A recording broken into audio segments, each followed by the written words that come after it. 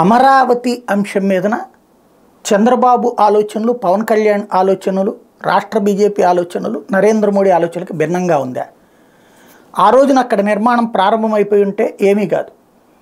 నేను చాలాసార్లు చెప్పాను, నాకు అమరావతి మీద ద్వేషం లేదు. ఎందుకంటే నా ప్రాంతానికి సంబంధించినటువంటి చోట్ల రాజధాని డెవలప్ అయితే ఒకంత నాలాంటోడికి హ్యాపీనే కదా, మేము బాగుపడతాం కదా ఇక్కడ.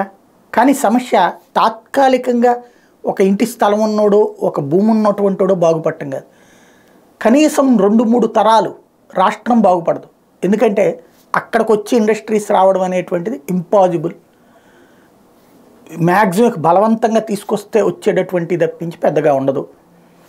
విశాఖపట్నానికైతే ఎగబడినే వస్తారు, నో డౌట్. ఎందుకంటే మెట్రో సిటీల్లో నెక్స్ట్ డెవలప్ కాబోతున్నటువంటి, ఆల్రెడీ డెవలప్ అయ్యింది, వాటితో పోటీ పడగలిగినటువంటి కెపాసిటీ ఉన్నది. కాబట్టి అది విశాఖపట్నం అన్నటువంటిది ముందే కనుక చంద్రబాబు గారు చేస్తుంటే మంచి విజనరీ. జగన్మోహన్ రెడ్డి విశాఖ రాజధాని అన్నటువంటిది షిఫ్టింగ్ అని చెప్పలేక 3 రాజధానులు అని చెప్పుకుని వెళ్తున్నాడు. వాస్తవంగా విశాఖ అన్నటువంటిది మెయిన్. ఇక్కడ నరేంద్ర మోడీకి ఆ విషయం తెలుసు, గ్రోత్ కారిడార్స్ అన్నటువంటి కాన్సెప్ట్కి వచ్చేటప్పుడు. అందుకనినే కేంద్రం పెద్దగా ఇన్వాల్వ్ కాలేదు. ఎన్నిసార్లు ఎంతమంది ఏం మాట్లాడినా పెద్దగా పట్టించుకోలేదు. నిన్న నరేంద్ర మోడీ సభ సాక్షిగా అమరావతి అంశాన్ని చంద్రబాబు నాయుడు ప్రస్తావించారు, పవన్ కళ్యాణ్ ప్రస్తావించారు, 3 రాజధానులు అన్నటువంటి పాయింట్ రైజ్ చేసుకొచ్చారు. సీన్ కట్ చేస్తే ఏమైంది?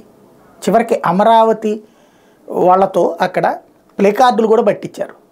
నరేంద్ర మోడీ మాట్లాడేటప్పుడు కావాలని చూపించారు. సీన్ కట్ చేస్తే ఒక్క ముక్క మాట్లాడాల నరేంద్ర మోడీ. అమరావతి రాజధాని, దాంట్లోనే నేను డెవలప్ చేస్తానని ఏమైనా చెప్పారంటే చెప్పలేదు.